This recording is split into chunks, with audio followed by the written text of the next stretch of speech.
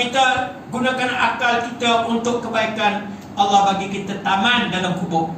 Tapi kalau kita gunakan akal untuk lawan Tuhan, untuk kita kata tentang hukum Allah Ta'ala dan sebagainya, Allah kata tak ngapai, kata Allah. Tak ngapai, kata Allah. Tak ada heran. Allah rugilah. Allah kata aku tak ada apa. Allah turun pangkat kalau kita menolak. Dah. Kalau kita tak sembahyang, kita tak tutup aurat, Allah hilang kuasa ke? Dah. Allah kata aku macam tu.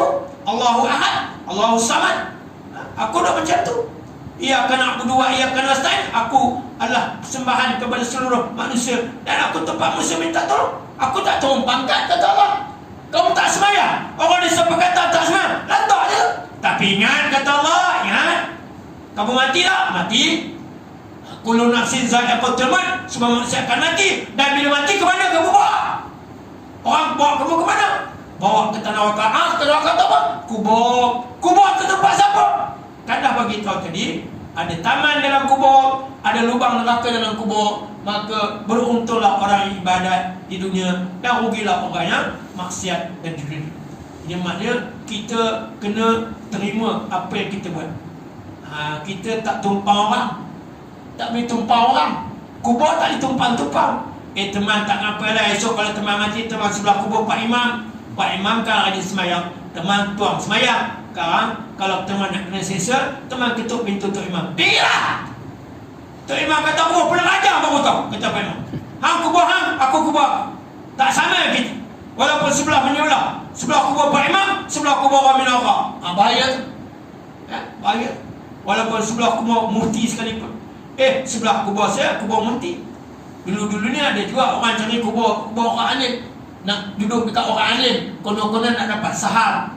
Dah kalau kita tak ibadat, macam mana kita nak dapat kebaikan? Allah kata kubur tu taman ataupun lubang neraka. Kita sendirilah buat. Pilihan kita kan. Ikut sekati kita nak buat apa. Kalau kita rasa nak taman, silakan buat amal ibadat. Kalau rasa tak nak taman, udah jenuh, kita beromen kat taman jahat masa muda-muda, lantak kubur dalam lubang neraka dalam kubur. Sebab apa? Kita tak nak. Allah kata pilih, Allah kata. Bukan susah kita nak pilih, susah. Tak susah. Tapi kerana kita tak nak pilih. Yang baik Allah bagi baik, yang baik yang buruk Allah bagi buruk. Kemudian dikatakan ada pun di antara hadiah-hadiah Nabi sallallahu alaihi wasallam yang berkaitan dengan dikatakan alam kubur. Firman Allah yang Quran habirah. Ini kita masuk kepada hadis Nabi pula. Cerita Nabi bawa tentang buat kubur. Apa Nabi cerita? Antaranya dikatakan Nabi menyatakan kubur adalah sebagaimana yang diwartakan oleh sahabat Umar Al-Khattab radhiyallahu anhu. Katanya bersabda Nabi SAW, al-mayitu yu'azzabu fi qabrihi bima niha alaihi wa fi riwayah ma niha alaihi. Hadis muttafaqun alaih, hadis sahih riwayat Imam Bukhari dan Imam Muslim. Daripada Sayyidina Umar Al-Khattab, Khalifah Rasyidin yang kedua, telah menyatakan Nabi telah bersabda, al-mayitu yu'azzabahu.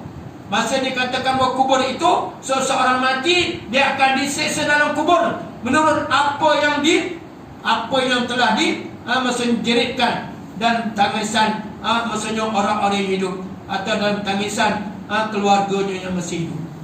Maksudnya kalau kita orang yang baik, tetapi keluarga kita jebon and the gap, mangkuk ayun punya gap, bila kita mati maka toyak, maka menjerit-jerit, terpekik terlolong, maka namanya kita dalam kubur, kata Nabi, kita akan diazab.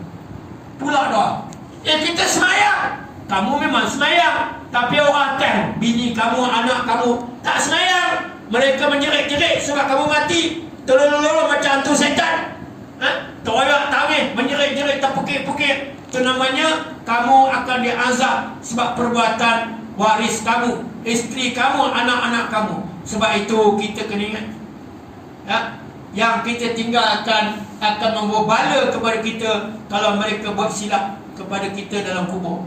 Kita dalam kubur, ingat selesai, kita dah habis hayat, mayang kita dah selesai, puasa Ramadan kita dah qada dan sebagainya, kira okey dah. Tapi tiba-tiba anak beranak kita, isteri kita buat agak, isteri kita buat agak, biar anak-anak kita maksudnya makin teroyak, terpekik-pekik, terlulung-lulung, maksudnya macam kita kata beban dengan kematian kita. Kan